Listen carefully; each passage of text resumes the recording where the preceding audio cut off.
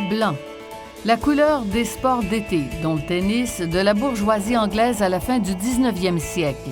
Blanc que Wimbledon a adopté avec sa fameuse règle numéro 9, principalement en blanc. Blanc comme le fleur de lys qu'il a fièrement porté à l'Assemblée nationale. Blanc aussi comme dans Bleu, blanc, noir, la deuxième carrière de Richard Legendre. Il s'est d'abord imposé comme athlète, champion junior canadien de tennis en 1971, puis membre du circuit professionnel de l'ATP de 1974 à 1979, champion canadien en double avec Régent Genois en 1978 et membre de l'équipe canadienne de la Coupe Davis l'année suivante. Il a par la suite poursuivi sa présence sur les courts comme entraîneur de l'équipe du Québec en 1980 et 1981.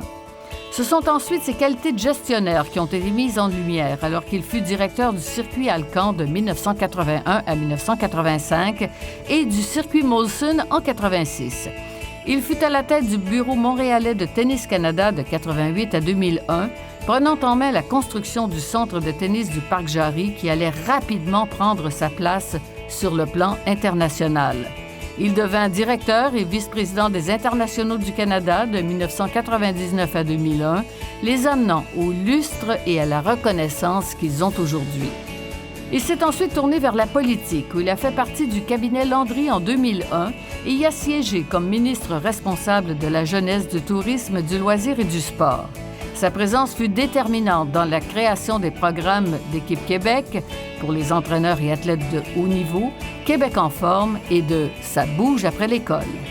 Ajoutant ensuite un fleuron à une carrière déjà bien remplie, Richard Legendre est devenu vice-président exécutif de l'Impact de Montréal, troquant les balles de tennis pour un ballon un peu plus gros.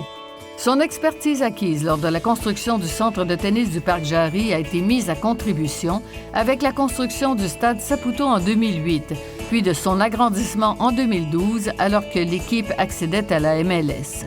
Porte-parole du club et bras droit de Joey Saputo, il a pris sa retraite du foot en décembre dernier. Richard Legendre a été intronisé au Temple de la renommée du tennis canadien, ses premières amours, en 2007. Depuis sa retraite, il fait profiter les étudiants de deuxième cycle en management du sport des HEC de sa vaste expérience.